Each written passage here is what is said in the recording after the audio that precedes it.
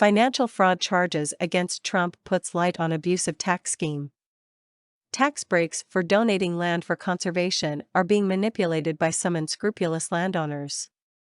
A tax gaming tactic that former President Donald Trump is accused of using to reap millions of dollars in fraudulent tax breaks has been in the crosshairs of the IRS and lawmakers for years. But progress on putting a stop to it has been halting, at best. A lawsuit that New York Attorney General Letitia James filed Wednesday against Trump, family members, and his business conglomerate accuses the former president of artificially inflating land appraisals to get bigger tax breaks for keeping some land at his properties off limits for development. Conservation easements, as the donations are known in tax parlance, are perfectly legal and supported by conservation advocates who consider them a valuable tool for preserving open space for wildlife, protecting wetlands, and other purposes. But unscrupulous landowners and investors can game the system. The IRS and lawmakers from both parties have been trying to rein in the fraud, mostly focusing on syndicated easement deals in which promoters, investors, and appraisers team up to profit off the tax deduction.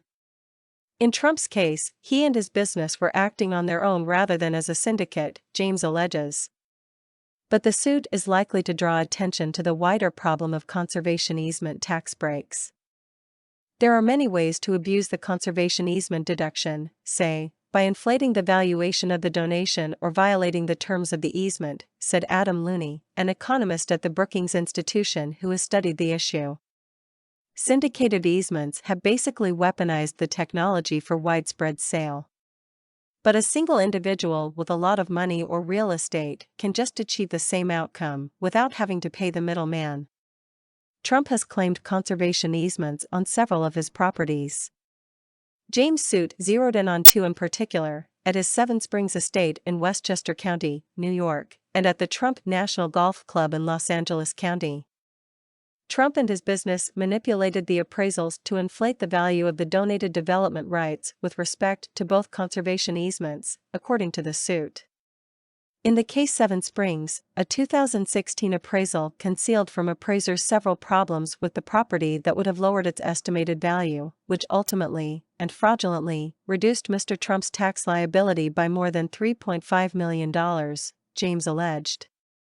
She accused Trump of following the same pattern at the LA County Golf Club, though the suit didn't put a number on how much it boosted Trump's tax break in that instance.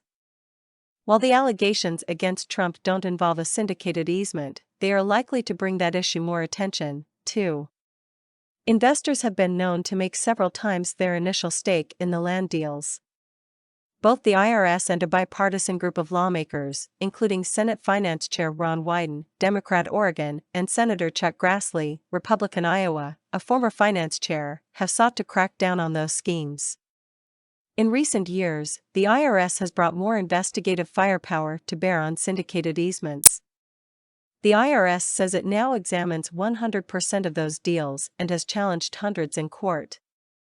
Nonetheless, IRS Commissioner Chuck Rettig has told lawmakers that the IRS hasn't been able to stem the growing volume of such schemes and asked for help from Congress. Lawmakers in both parties agreed to carve $8 billion out of the tax break by making it harder to claim and use that money to finance a package of retirement-related breaks. They hope to get the bill to President Joe Biden's desk later this year. Wyden said in a statement on Wednesday that he was particularly concerned about the conservation easement part of the lawsuit against the Trumps, adding that it underscored why Congress should pass the bipartisan measure. The allegations, Wyden added, also illustrated why Democrats were right to send an extra $80 billion to the IRS over the next decade. This case shows the importance of our investments to rebuild the IRS, he said. This is the kind of cheating that goes on when the IRS is outgunned by the likes of Donald Trump's armies of lawyers. Brian Failer contributed to this report.